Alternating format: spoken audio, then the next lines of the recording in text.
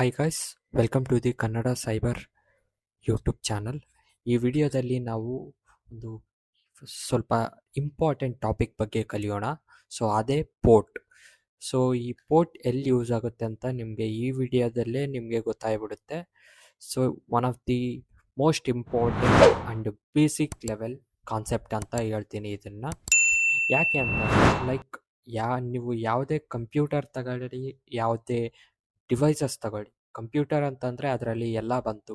Even watches, mobiles, tabs and laptops, work stations, everything. So ಈ ports ಅನ್ನೋದು ಅದರಲ್ಲೆಲ್ಲ important ಆಗುತ್ತೆ. ಫಾರ್ ಎಕ್ಸಾಂಪಲ್ ಯಾವ ಥರ ಅಂದರೆ, ನಿಮ್ಮ ಹತ್ರ ಮೊಬೈಲ್ ಇದೆ. ಆ ಮೊಬೈಲಲ್ಲಿಗೆ ಚಾರ್ಜಿಂಗ್ ಆಗೋಕ್ಕೋಸ್ಕರ ನಿಮ್ಮದು ಬ್ಯಾಟ್ರಿ ಇರುತ್ತೆ. ಆ ಬ್ಯಾಟ್ರಿನ ನೀವು ಚಾರ್ಜ್ ಮಾಡಬೇಕಂತಂದರೆ ನಿಮಗೆ ಒಂದು ಪೋರ್ಟ್ ಕೊಟ್ಟಿರ್ತಾರೆ. ಈ ಪೋರ್ಟ್ಲಿದ್ದ ಮಾತ್ರ ನೀವು ಚಾರ್ಜ್ ಮಾಡ್ಬೋದು. ಸೊ ಇದನ್ನೇ ನಾವೇನಂತ ಕರಿತೀವಿ, ಫಿಸಿಕಲ್ ಪೋರ್ಟ್ ಅಂತ ಕರಿತೀವಿ. ಫಾರ್ ಎಕ್ಸಾಂಪಲ್, ನಿಮ್ಮ ಮೊಬೈಲ್ಗೆ 2 ಟೈಪ್ಸ್ ಆಫ್ ಪೋರ್ಟ್ಸ್ ಇರುತ್ತೆ. ಮಾಡ್ರನ್ ಪೋರ್ಟ್ ಬಂದು USB-C ಇರುತ್ತೆ. ಈ USB-Cದು ಬೆಟರ್ ಕ್ವಾಲಿಟಿ ಏನಂತಂದರೆ, ಇದು ಡೇಟಾ ಟ್ರಾನ್ಸ್ಫರ್ಗೂ ಹೆಲ್ಪ್ ಮಾಡುತ್ತೆ ಆ್ಯಂಡ್ ಚಾರ್ಜಿಂಗಿಗೂ ಕೂಡ ಹೆಲ್ಪ್ ಮಾಡುತ್ತೆ. ಆ್ಯಂಡ್ ಓಲ್ಡನ್ ಡೇಸ್ದಲ್ಲಿ USB-B ಅನ್ನೋದು ಯೂಸ್ ಮಾಡ್ತಿದ್ರು. ಇದ್ರನ್ನ ಮೈಕ್ರೋ USB ಅಂತ ಕೂಡ ಕರೀತಾರೆ. ಸೊ ಅದೇ USB-B. ಸೊ ಇದು ಕೂಡ ಸೇಮ್ ಇದೇ ಥರ ವರ್ಕ್ ಮಾಡುತ್ತೆ. ಬಟ್ ಬೆಟರ್ ಏನಂತಂದರೆ, ಇದು ಚಾರ್ಜಿಂಗಿಗೆ ಒಂದೇ ಕಂಪ್ಯಾಟಿಬಿಲಿಟಿ ಇರುತ್ತೆ. ಆ್ಯಂಡ್ ಪೋರ್ಟ್ಸ್ ಯಾವ ಥರ ಅಂತಂದರೆ, ಒಂದು ರೋಡ್ ಇದ್ದಂಗೆ. ನೀವು ಯಾವ ಸೈಡು ಹೋಗ್ಬೇಕಂತಂದರೆ ಆ ಪೋರ್ಟ್ಗೆ ನೀವು ಅದು ಇಟ್ಟರೆ ಅಲ್ಲಿ ಸರ್ವಿಸ್ ನಡೆಯುತ್ತೆ. ಫಾರ್ ಎಕ್ಸಾಂಪಲ್, ಎಷ್ಟೋ ಹೈವೇ ಇದ್ದಾವೆ. ಸೊ ಈ ಹೈವೇಗೆ ಹೋದರೆ ನೀವು ಬೇರೆ ಕಡೆಗೆ ಹೋಗ್ತೀರಾ, ಈ ಹೈವೇಗೆ ಹೋದರೆ ಬೇರೆ ಕಡೆಗೆ ಹೋಗ್ತೀರಾ, ಈ ಹೈವೇಗೆ ಹೋದರೆ ಬೇರೆ ಕಡೆಗೆ ಹೋಗ್ತೀರಾ. ಇಲ್ಲಿ ಏನಂತಂದರೆ, ಪೋರ್ಟ್ಸ್ದು ಕೆಲಸ ಒಂದು ಡೋರ್ ಥರ ಹ್ಯಾಕ್ಟ್ ಆಗುತ್ತೆ. ಯಾವ ಡೋರ್ ನೀವು ಹೋಗ್ತೀರೋ ಆ ಡೋರ್ಲಿದ್ದ ನಿಮಗೆ ಬೇರೆ ಎಂಟ್ರಿ ಆಗುತ್ತೆ. ಬೇರೆ ರೋಡ್ಲಿದ್ದ ಬೇರೆ ಊರಿಗೆ ಹೋದಂಗೆ ಆಗುತ್ತೆ.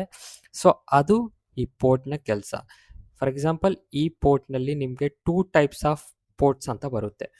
ಒಂದು ಫಿಸಿಕಲ್ ಪೋರ್ಟ್, ಅಂದರೆ ನೀವು ಕಣ್ಣಿಗೆ ಕಾಣುತ್ತೆ ನಿಮಗೆ ಆ್ಯಂಡ್ ಹಾರ್ಡ್ವೇರ್ ಆಗಿರುತ್ತೆ. And logical port. ಈ ಲಾಜಿಕಲ್ ಪೋರ್ಟ್ ಏನಾಗಿರುತ್ತೆ, ಇದು ನಿಮಗೆ ಕಣ್ಣಿಗೆ ಕಾಣಲ್ಲ ಆ್ಯಂಡ್ ಇದು ಲಾಜಿಕ್ಲಿದ್ದ ವರ್ಕ್ ಆಗುತ್ತೆ. ಸೊ ಅದನ್ನು ಡೀಟೇಲ್ ಆಗಿ ನೋಡೋಣ. ನೋಡಿ, ಫಸ್ಟ್ ಪೋರ್ಟ್ಸ್ ಅಂದರೆ ಗೊತ್ತಾಯಿತು. This are the major components which help for to giving the service. How they give the service? Through wired or wireless. There is 2 types of ports are there. One is physical ports, which is connected by wired, and another one is logical ports, which is connected by wireless. Physical port ಬಂದು ನಿಮಗೆ ಕಣ್ಣಿಗೆ ಕಾಣುತ್ತೆ. ಯಾವುದೇ computer ಆಗಲಿ ಅದಕ್ಕೆ ಒಂದು port ಇರುತ್ತೆ. ಆ ಪೋರ್ಟ್ನಲ್ಲಿ ನೀವು ಕರೆಕ್ಟಾಗಿರೋ USB ಆಗಲಿ ಆ ಕೇಬಲ್ನ ಇಟ್ಟರೆ ನಿಮಗೆ ಆ ಸರ್ವಿಸ್ ನಡೆಯುತ್ತೆ. ಸೊ ಅದು ಫಿಸಿಕಲ್ ಪೋರ್ಟಲ್ಲಿ ಬರುತ್ತೆ. ಅದರಲ್ಲಿ ಎಕ್ಸಾಂಪಲ್ ಬಂದರೆ USB, ನಾನು ಹೇಳ್ದಂಗೆ USB-B, USB-C ಅದು ಆಗುತ್ತೆ. ಆ್ಯಂಡ್ ನೀವೇನಾದರೂ ನೆಟ್ವರ್ಕಿಗೆ ಕನೆಕ್ಟ್ ಆಗಬೇಕಂದ್ರೆ ಎಥರ್ನೆಟ್ ಬರುತ್ತೆ. ಅದರಲ್ಲಿ ಮೇಜರ್ RJ45 ಈ ಕೇಬಲ್ ಅನ್ನೋದು one of the most famous ethernet cable ಅಂತ ಕರಿತೀವಿ.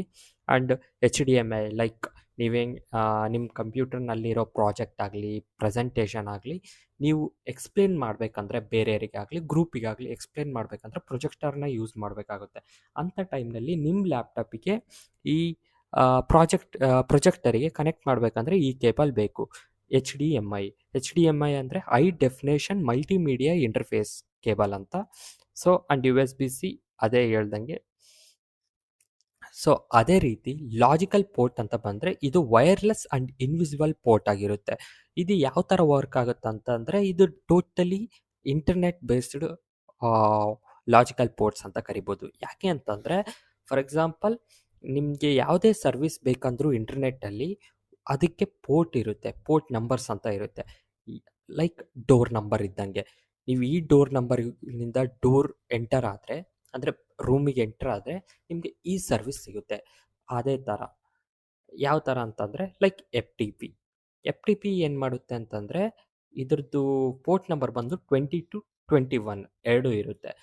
ಇದು ಫೈಲ್ ಟ್ರಾನ್ಸ್ಫರ್ ಪ್ರೋಟೋಕಾಲ್ ಅಂತಂದರೆ ಜಸ್ಟ್ ರೂಲ್ ಅಂತ ನೆನ್ಪಿಟ್ಕೊಳ್ಳಿ ಅಷ್ಟೇ.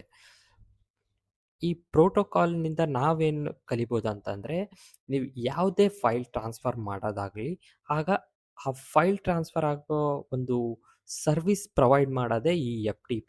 ಇದು ಒಂದು ಟನಲ್ ಥರ ಫಾರ್ಮ್ ಆಗಿ ನಿಮ್ಮ ಡೇಟಾನ ಟ್ರಾನ್ಸ್ಫರ್ ಮಾಡುತ್ತೆ. ಆ್ಯಂಡ್ SSH ಲೈಕ್ ಎಷ್ಟೋ ಜನ ವರ್ಕ್ ಫ್ರಮ್ ಹೋಮ್ ಮಾಡ್ತಿರ್ತಾರೆ. ಅಂಥವ್ರು ವರ್ಕ್ ಫ್ರಮ್ ಹೋಮ್ ಮಾಡಬೇಕಂದ್ರೆ ಒಂದು ಸರ್ವಿಸ್ ಬೇಕಾಗುತ್ತಲ್ವ ಅವರಿಗೆ, ಅವ್ರದ್ದು ಡೇಟಾ ಟ್ರಾನ್ಸ್ಫರ್ ಮಾಡೋಕ್ಕಾಗಲಿ ಆ್ಯಕ್ಸೆಸ್ ಮಾಡೋಕ್ಕಾಗಲಿ. ಸೊ ಅಲ್ಲಿ SSH ಹೆಲ್ಪ್ ಆಗುತ್ತೆ. ಅದರ ಪೋರ್ಟ್ ನಂಬರ್ ಬಂದು 22. ಆ್ಯಂಡ್ SMTP ಅಂತಂದರೆ ಸಿಂಪಲ್ ಮೇಲ್ ಟ್ರಾನ್ಸ್ಫರ್ ಪ್ರೋಟೋಕಾಲ್. ಇದರಲ್ಲಿದ್ದ ಈ ಉಪಯೋಗ ಏನಂತಂದರೆ ಇಮೇಲ್ ಟ್ರಾನ್ಸ್ಫರ್ ಮಾಡೋದಾಗಲಿ ಅಂದರೆ ಇಮೇಲ್ ಸೆಂಡ್ ಮಾಡೋದಾಗಲಿ ಅದೆಲ್ಲ ಈ ಪ್ರೋಟೋಕಾಲ್ ನೋಡ್ಕೊಳ್ಳುತ್ತೆ. ಅದರ ಪೋರ್ಟ್ ನಂಬರ್ 25. DNS ಅಂದರೆ ನಿಮ್ಗೆ ಗೊತ್ತಿರುತ್ತೆ, ಡೊಮೈನ್ ನೇಮ್ ಸರ್ವಿಸ್.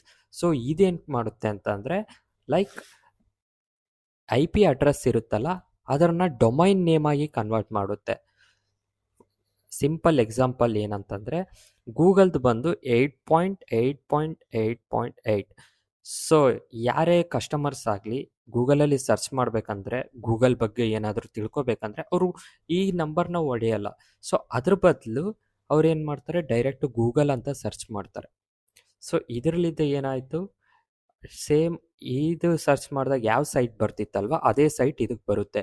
ಅದನ್ನು ಕನ್ವರ್ಟ್ ಮಾಡೋರು ಯಾರು, ಈ DNS. ಇದ್ರ ಪೋರ್ಟ್ ನಂಬರ್ ಬಂದು 53. ಸೊ ಅದೇ ರೀತಿ ಇವಾಗ ಸರ್ಚ್ ಮಾಡಿದಾಗ ಬಂದಿರೋ ರಿಸಲ್ಟ್ ತೋರಿಸೋದಕ್ಕೂ ಒಂದು ಸರ್ವಿಸ್ ಪ್ರೊವೈಡ್ ಮಾಡಬೇಕಂತಂದ್ರೂ ಒಂದು ಪ್ರೋಟೋಕಾಲ್ ಬೇಕಾಗುತ್ತೆ. ಅದಕ್ಕೆ ಬರೋದೇ HTTP ಅಂದರೆ ಹೈಪರ್ ಟೆಕ್ಸ್ಟ್ ಟ್ರಾನ್ಸ್ಫರ್ ಪ್ರೋಟೋಕಾಲ್. ಇದು ನಾರ್ಮಲ್ ಪ್ರೋಟೋಕಾಲ್ ಆಗಿರುತ್ತೆ. ಇದರಲ್ಲೇ ಸೆಕ್ಯೂರ್ ಅಂತಂದರೆ HTTPS ಅಂತ ಬರುತ್ತೆ. ಅದ್ರದ್ದು ಪೋರ್ಟ್ ನಂಬರ್ ಬಂದು 443. ಇದ್ರ ಪೋರ್ಟ್ ನಂಬರ್ ಬಂದು 80. ಆ್ಯಂಡ್ POP3 ಕೆಲಸ ಏನಂತಂದರೆ ಇದು ಇಮೇಲ್ ಡೌನ್ಲೋಡಿಗೆ ಹೆಲ್ಪ್ ಮಾಡುತ್ತೆ. ಸೊ ಇದ್ರ ಪೋರ್ಟ್ ನಂಬರ್ ಬಂದು 110. ಓಕೆ, ಸೊ ಇದಾಗಿತ್ತು ಇವತ್ತಿನ video. So I think everyone is easily understand this video. Thank you for watching. Jai Hind.